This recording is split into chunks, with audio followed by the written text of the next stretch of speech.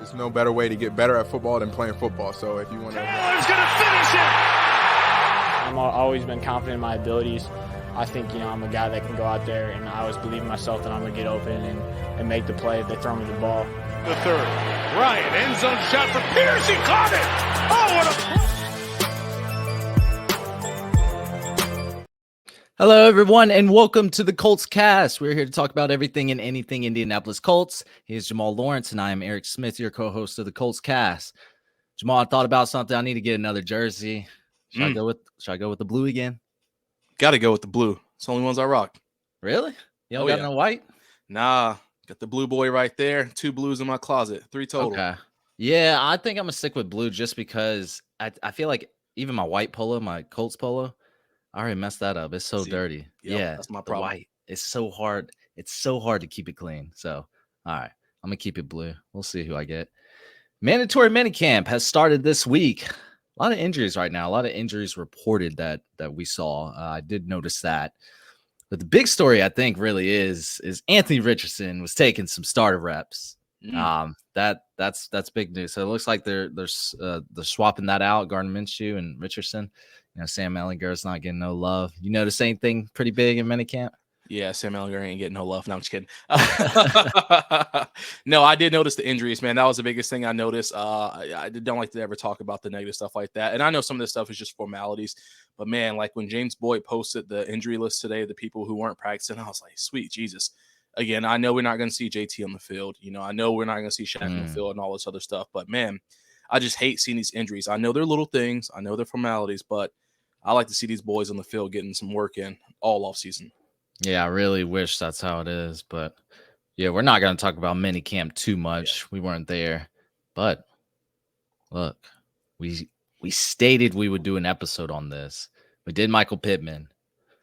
We got to touch on the man, JT. Let's get right into it. Entering the final year of his rookie contract, the man, the myth, the legend, Jonathan Taylor is up for an extension. He's easily a top 5 running back in the league when healthy. In my opinion, though. The Indianapolis Colts have a big decision coming up for the year. You either pay the man what he's worth, or you trade him away for some picks, some assets. And that's what we're here to discuss today. Should the Colts trade one of their biggest stars away? Jamal, I won't have you answer that question immediately, but let's talk about it. Pros and cons. What should we start out with first? Let's talk about the pros, man. Let's hype my man up. Let's let Colts Nation know what they already know. Okay. All right. Well, some news. I think this just happened today that Jonathan Taylor is actually in some contract talks. We're talking about June 14th on a Wednesday. Stephen Holder tweeted, Colts running back Jonathan Taylor says he and the Colts have had some recent contract talks and he's hopeful for an extension before the season. But he also pointed out that he's seen some other disappointing developments with other running back contracts and is very aware of the realities. That's really good to be aware of. You don't want to go in there closed-minded. I'm getting this money or I'm out. Like, he's aware of the running back situation. That's definitely what we're going to talk about today. But it looks like there's some progress. Look, pros, Jonathan Taylor. Yeah, he had a down year last year. He did. Probably his worst year ever when you compare it to what he's done before, his bar, his standard. However, when you break down the stats, 4.5 yards per carry is 4.5 yards per carry, right? I mean, a lot of running backs don't touch that. Probably half of them. It's good. It's not great. He's I think he had 5.5 yards per carry the year before. But where was he supposed to go behind that offensive line? One of the worst performing offensive lines in the NFL. Nobody was pushing up front, right? Nobody. And they weren't pass blocking. They weren't doing much. Look, when he has decent run blocking, the playmaking is off the charts, right? Without question. We know what he does behind Braden Smith. That's all I'd say. 6+ yards. We've seen him, he doesn't even have to have a great offensive line. He just needs a good offensive line. Even if he has a bad offensive line, we've seen him make explosive plays. So I love the guy. I really do. And, broken tackles leaders in 2022. Let me talk about this stat. Jonathan Taylor was ranked 5th last year. 24 broken tackles. How many games did he play? Not as many as Derrick Henry, Josh Jacobs, Nick Chubb, and Dameon Pierce. I'll tell you that. I think Dameon Pierce might have been similar games played. But those were the only other 4 running backs ahead of him. Like, he's breaking tackles. He's getting yards after contact. He's doing things that a lot of running backs can't.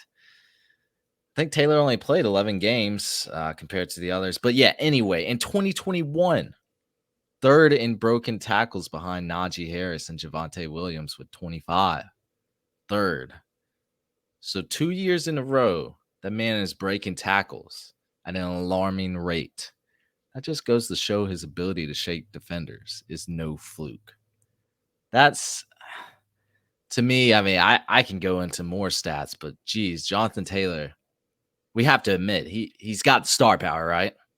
Oh, without question, man. And what people forget, I don't say everybody forgets, but what a lot of people forget when it comes to these broken tackles, this dude he's breaking them at the first level and the second level. So let's say we get a bad block, and he's getting hit by a defensive lineman. He's shaking that off. Then he gets to the second level. There's nothing better than watching that 2021 and even some shines of that, some flashes of that in 2022, where JT didn't even get touched till he got to the backers. And when you get back there, it's over. You don't have a chance as a linebacker or walk down safety.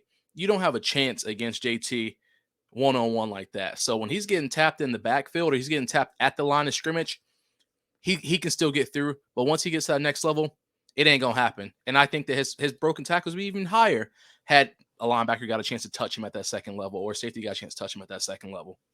Yeah, he's really good at just shaking them. Like, doesn't even get touched. I feel you on that. The guy was averaging 106.8 rushing yards a game in 2021. 106. Just round it up to 107 at that point.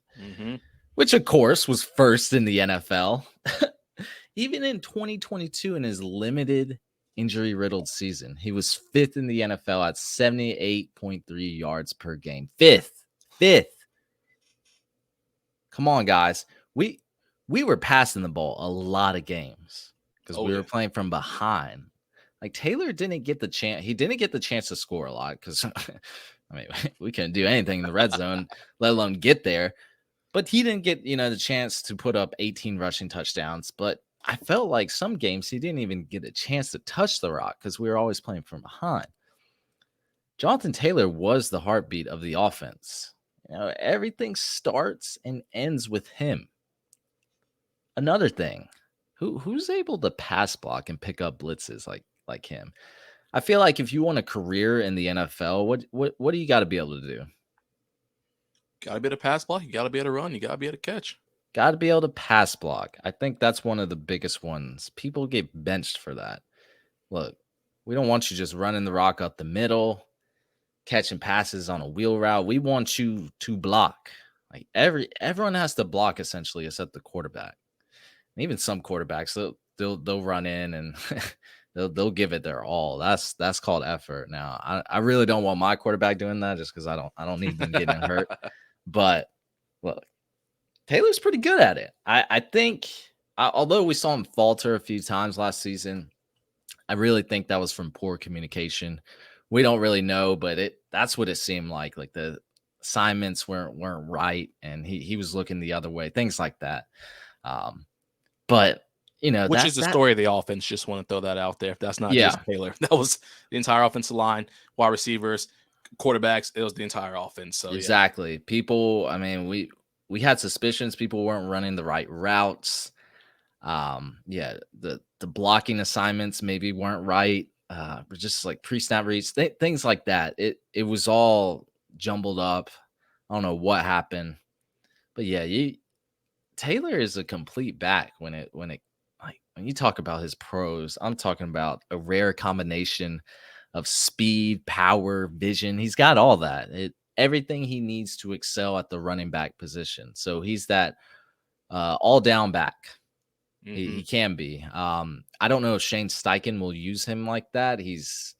it seems like, you know, he's going to get some breathers. He's going to utilize probably a three, you know, they had the three-headed monster in Philly. And I really adore the guy. Like, Jonathan Taylor's a great guy. He's got a great demeanor. He's in our intro for a reason, guys. We do like Jonathan Taylor, but that kind of sums up his list of pros, right? Yeah, I mean it does, and I can't say it's any better than what you said, Eric. But Jonathan Taylor is a likable, lovable guy, man. Someone who comes in that building every single day wants to get better. I remember during the 2021 season, going into the 2022 offseason, you know, all the reporters asking, "Hey, well, what can you do? You know, you had such a great year. What's going to happen for you this year? You know, what's your plans after such a great year?" He said to watch film and figure out how to get better than I was last year.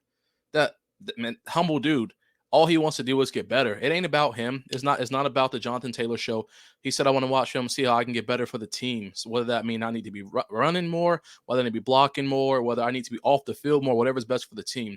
Never sat there and took credit and said, oh, I rush for 109 yards a game or whatever you said, Eric. He never said any of that. He said, I want to get better for the team. That kind of stuff you don't find in a lot of people, especially superstars who can come onto a team and dominate it on the offense side of the ball, because that's where the money is. Like the accountability aspect, because we've seen quite a few players in the NFL not take accountability. I'm not going to point out any names today, but they're not on our team. Yeah, he's a great guy. I do want to see him back on the Colts. I'm going to preface that with I do want him back on the Colts, but we have to talk about a few cons. Not really many, but in my opinion, I have to ask myself, is the running back position the least valuable position on the offense? Like, you just go down at quarterback, offensive line. We're talking about tackle, center, guard, wide receiver, tight end. I have to admit, running the ball has less of an impact than throwing the ball. I mean, just think about it. On average, running the ball generates less yards per carry than a reception most of the time. On average, it's a pass first league. That's what happened. It used to be you got to have a ground game. Back in the last century, it was run and gun, just power backs dominated. But then you started seeing these prolific quarterbacks take over. And that's what we need. That's what every team needs. That's what every team is looking for. That's why these quarterbacks get drafted so high. We saw 3 go in the first 4 picks to QB needy teams. So you have to have a dominant quarterback who can move the ball. You don't necessarily have to have a dominant running back to prevail. Like Isaiah Pacheco just got a ring. I don't think anybody was calling him a top 5 running back. Probably not even top 10, any of that. Cam Akers did it in 2021 with the Rams. I don't think anybody was talking about him being a dominant running back. Leonard Fournette, I can maybe see, but he's had health issues. Damian Williams, Sony Michel. I keep going down the list, but these guys are not the Nick Chubbs, are not the Derrick Henrys, are not the Jonathan Taylors, are not the Christian McCaffreys. So you asked me, Jamal, when Jonathan Taylor asked for $15 million a year, which I bet he's asking for the next 4 years. Can I agree with that objectively? I mean, what do you think about that? Oh man, that's a big question. That's a loaded question. I think 15 million, man. So I got to be honest, I'm biased towards JT. I love everything he's done for this team. I feel like his only goal is to be here. I do find it interesting that just a couple months ago before the draft, he was saying that, he's not really concerned about contract, whether it gets done now, later, whatever the case is not going to affect the season. But now we have new news of contract talks, whether that be you can get a little pushy on his end of the thing, or him saying today that is up to the Colts now. The ball's in their court, essentially. What are they going to do? Kind of a passive aggressive way, you know what I mean, to be like, hey, let's get this thing rolling. But I also know as someone like him, he's probably seen well, not probably. He's definitely seen what's going on for the running backs right now, and the Ezekiel Elliott's, the Dalvin Cooks, these guys who want to get paid, but there's just not really the need for him anymore. But that's why I think JT is a little bit of a different person when it comes to that, because I think that he still has the ability to be that workhorse to where he can still come in and set pride aside and do his role. But when it comes to talking about money, if I'm going to have a lesser role on the team, do I want lesser money? And I think that's kind of where we're going to have to come into reality, where he's going to want his money for what he's done. $15 million a year, dog. That's a lot, man. But could be even more. It could be. Baseline. Yeah, you're right. You're right. Like Jonathan Taylor. You're right. I mean, let's look at some of these other running back contracts. So Christian McCaffrey's at $16 million a year. Alvin Kamara's $15 million. Derrick Henry's $12.5. So yeah, those are the top three contracts on an annual average value. So, and inflation's kicked in, salary cap's gone up.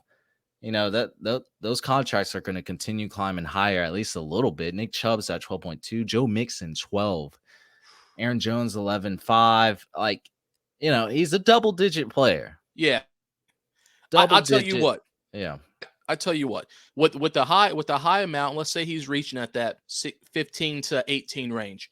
If he truly wants that, I need to see some incentives in there. I need to see incentives. I got to see something in there. You can get a baseline of that, 12, whatever the case is, but let me see some incentives in there, because I think that accountability, it needs to be, no matter who you are on the team, accountability needs to be there. We talked about this. We were talking about guaranteed contracts earlier on with Lamar Jackson when we were talking about possibly having him on there. I hate the guaranteed contracts, or I just hate contracts where there's not any true incentive in there. Playoffs, sure, whatever. Super Bowl, we all know every team has that. Pro Bowl, get your $500K, whatever the case is. Who cares about that? I want to see some statistical incentives. He's gonna get another 1,000-yard season, or he's there for X amount of games. Obviously, because he's just coming off of 2 ankle surgeries there, so we want to make sure he's back healthy. I think that I can entertain more money for him on that 17, 18 range if we have some kind of incentive in there. And I know that's on the higher end, but let me say, all right, let's say 15 to 18 range, not 17 to 18. I'm listening. So you're on the boat of re-signing and extending Jonathan Taylor. Is that what I'm hearing, to the 15 to 18 million range? Yeah, because I think that with what we have going on right now for us, I think that we can get some longevity out of him. I think that he will stay healthy over the next 4 years, because he won't be having to produce as much work. I think that he will, because he won't have to do as much work now with the weapons we have. We look at 2021 where, like you said, we were 9-1 in games. He had over 100 yards. He was toting that ball 25, 30 times a game during those games. And you mentioned it, that curse, man. You said it before the 2021 season. I forgot how many carries you said it was, but based off of the previous year's carries, 330 or something weird like curse that. Of 330 or 370, I think. Yeah. And that was essentially what happened there. And it happened. Yeah. So if he can get some pressure taken off with a potential competent QB and Anthony Richardson or Gardner Minshew, whoever's starting at the time, receiver stepping up, new coaching staff in there, I think he can produce more as a holistic player than he did obviously last year, less the injuries. So running backs, it seems like once they get on their second year, their second contract, basically after their rookie contract, there seems to be a decline in production, like across the board. I'm sure some running backs have beaten that, but you think about it, like they're already getting rid of Dalvin Cook, man. Like he was making 12 million a year. They said, we got Alexander Madison. We will be okay. Ezekiel Elliott, we will be okay. We got Tony Pollard. Saquon Barkley, wasn't he on the market? He's still an unrestricted free agent. Yeah. Maybe that's next year.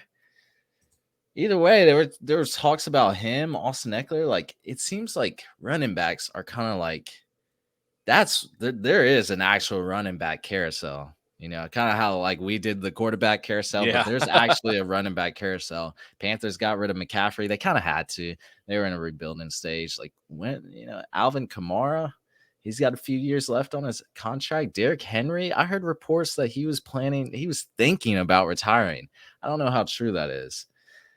But I do want Jonathan Taylor to be there. But at the running back position, is there value in making him a top 5 paid player on the Colts? I'm talking about replacement. If we insert another average back in there, like how much value are we getting out of Jonathan Taylor for paying him $17 million a year? I think there's definitely some hesitation there from me. This is tough because he's one of my favorite players on the team. But if I'm looking at this all together, piece by piece, like you have to see what some of these other teams have been doing. They're investing in other places because you can just get a running, like you can find a running back in the draft next year. That probably won't be as great as Jonathan Taylor. Jonathan Taylor is amazing. But, you insert like a B. John Robinson, Jahmyr Gibbs. I don't know. It's like, it's tough. And it's tough to even talk about, especially with your own team, man. Yeah. I will personally say, oh man, why'd you ask me this question? like I said, dog, I'm okay. 15 million a year tops. Like I look, it's not my money, but when you look at like he will be a top 5 paid player on the Colts if he gets paid 15 million a year. Yeah. At that position, at the running back position where it's viewed as one of the least valuable positions in the league, it's tough. Mm-hmm. And you just don't want to, like 20 million a year would be crazy. Like he getting a Quinn Nelson contract. Yeah, no, I wouldn't do that. Like not even with Zach Moss entered last year. I mean, he was doing his thing for a little bit. Zach Moss was killing it for a little bit. He was. Jonathan Taylor is still better, but look, that's all I'm gonna say. So I'm gonna answer that with, if we can keep it at 15 million or lower, I'm on board with keeping Jonathan Taylor. But when you start breaking the bank and restricting your salary cap to this one sole position, I can't sign off on that. I don't care. I know we're gonna get some comments in this. It's not your money, just pay the man. Well, they only have so much money, so we have to look at it from an objective standpoint. So that's where I'm gonna draw the line. 15 mil. That's fair. And like I said, man, I can't. Only way I'm entertaining any more than that is with crazy amount of incentives in there. They have to be in there because that needs to be earned money, not just giving away money. Not saying that he hasn't earned his money, but to be that, like you said, Quentin Nelson style money, you gotta go that extra mile because we know Quentin has another 4 or 5 years in him. He's going to go through this entire contract and he can still continue to play. You mentioned that the players go down. I mean, I think one of the few running backs whose stats hovered or roughly around the same throughout their contracts was like someone like LaDainian Tomlinson. He's played for the Chargers. Obviously, on the back half of his career, once he got to the Jets or in his last year in San Diego was rough. But I mean, when he was averaging 1,400 yards his rookie contract, then his next contract he was still averaging 1,500 yards. He's an anomaly. LT, yeah. That one of the players that just did it like it was nothing. But I remember watching him. Yeah. I remember watching some of the great backs, man, like Priest Holmes. Adrian Peterson was, that man, at least in the last decade or so, I've never seen a running back at that size move like he did, burst like, oh my God. Different. In his prime, Adrian Peterson was, he was a killer. Yeah. But I think that's it for us guys, because that's where we're at with Jonathan Taylor. There's some caveats there, but I think we want to retain him just at a certain price. And that's just kind of how it is. I can't say, yes, let's trade Jonathan Taylor, or yes, let's extend. I think there's more to it. I think Jamal agrees as well. Oh, yeah. He said he wants to retire a Colt, man. Let's make it happen. And I would love for that to happen. There's just things like like we already discussed, there's just things to talk about when it comes to that. So we'll see what happens. Again, recent contract talks. Talked about that today, that they are in discussion. Hopefully they can get it done before the season starts. If not, he's just gonna have to play the season and ball out essentially, Yeah. and see if his stock rises. That's But right. look, running backs, they change uniforms. A lot of them don't retire with the same team. So that's going to be it for us, everyone. Thank you for listening to the Colts Cast. We are live on Apple Podcasts, Spotify, YouTube, or any platform you use to listen to podcasts. We'll be back next time to give you some more Indianapolis Colts content. You guys take care. Take care.